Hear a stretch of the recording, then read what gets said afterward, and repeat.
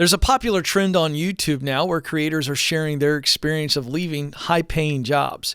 In the case of this creator, he left a data analyst job that paid him $170,000 a year. He gives 3 reasons as to why he left, and I'm going to break those down. See, I was making about 150,000 euros a year just after a couple of years of working experience as a data analyst. Over the last 5 years, I've learned 3 lessons that made me decide to take a risk, quit my job, and start living the life I want. Today, I'm sharing them with you. Lesson 1. At the start of my career, when I was doing a traineeship, I got to work for a company through that same traineeship that built the infrastructure for big telecom providers in Holland. And I remember one guy in particular. Let's call him Bert. Bert was one of those, he was a tough guy. He was messing around, making fun of everyone, but in a light-hearted way. He was a good guy. When he was 18, finished high school, he basically just walked in the office, said, "Hey, I'm looking for a job. Do you need someone?" They offered him his first job being in the field, doing some kind of construction, building the infrastructure, and he worked his way up to some kind of project management role. Our department was focused on just one client. And one day, the client decided to pull the plug. So from one day to the other, our manager had to tell everyone in our department that it's done.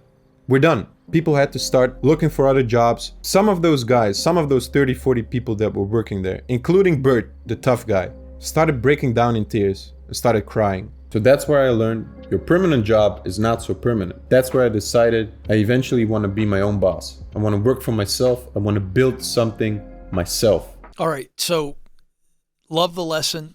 Nothing is permanent. But if you're not careful, these videos are very inspiring and they can create a false expectation that I can get burned if I work for someone else, like Bert. I can't get burned if I work for me. Here's the reality. 90% of startups in the United States fail within the first 5 years. That's pretty scary stuff. So this idea of working for myself and thus ensuring myself from getting laid off and losing income, well, that's not a guarantee. I think the bigger lesson that Bert and others like Bert, you, me, we should all have a plan B that is financial. Meaning that if I were to get laid off, that I'm not going to starve and I wouldn't be in a crisis situation. That's the lesson. Always have a financial plan B to where you're not in a crisis, but don't assume that working for yourself is the right fit for you. You may not be cut out for it, and the odds are stacked against you in the first place. So if you want to do it, go for it, but don't assume that working for yourself is the ultimate insurance policy. It may not be.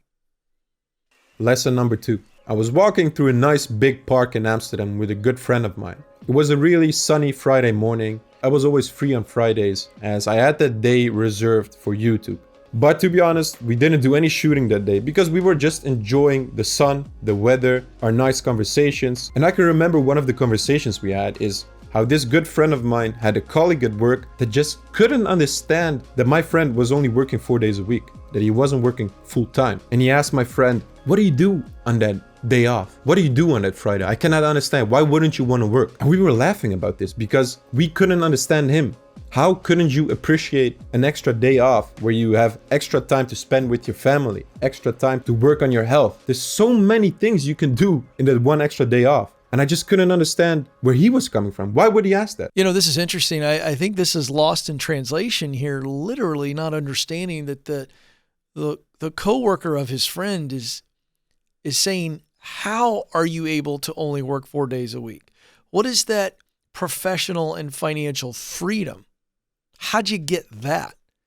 I don't think they're really going, you don't want to work 5 days a week? I don't think they understand the financial component of it because I think they're a victim of what is the predominant worldview of work, which is you simply work to live.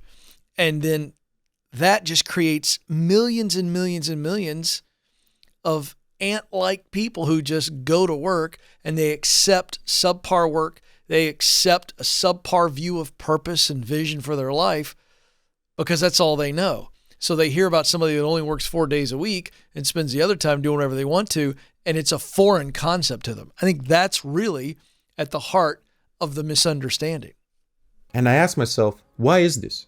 But to answer that question, first I need to ask myself, why do we work in the first place? Well, usually because of one of three reasons, being play, purpose, or pressure.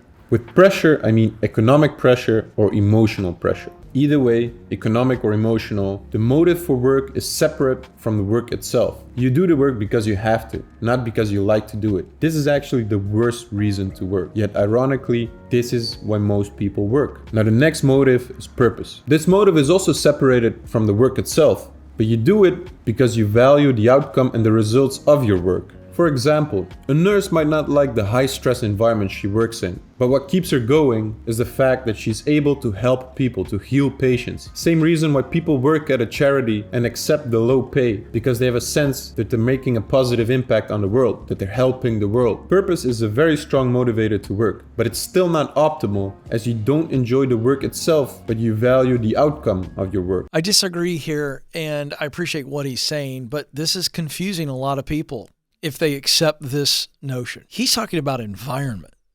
He's not talking about purpose. So he's confusing environment with purpose, meaning I love or I care deeply about the results of my work, but I don't like the work, and that's not true. In fact, you can't have that separation.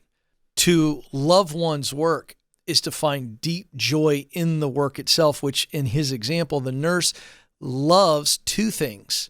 One is the function, the task of taking care of others, serving, caring for others medically. But then the nurse also cares deeply about the results of the work, the true impact, the physical relief, the emotional relief of the patient and their family. I've talked to a lot of nurses, and they'll tell you it's not just the caretaking, it's the result of the caretaking. So this can confuse a lot of people when you say, well, purpose in your work is not the ultimate measure. He's wrong. It is the ultimate measure because it is my why. Purpose answers the question, why do I do the work? Because I enjoy the work and I care deeply about the results of the work. This brings me to lesson 3. Back in high school, I was around 17 years maybe, I had to make the decision of what I was going to study and therefore what I wanted to be later on in life, what kind of job I wanted to have. But the thing is, I had no prior work experience, as delivering newspapers and working at a supermarket. How was I supposed to know what study to pick, therefore what kind of job I wanted to have for the rest of my life, basically? I didn't even know what it meant to have a real job. What do you do all day in an office? But I just had to make one of the most important decisions in my life, basically impacting the rest of my future based on no experience and no knowledge. This is the most important problem in our world today that he highlights very well here.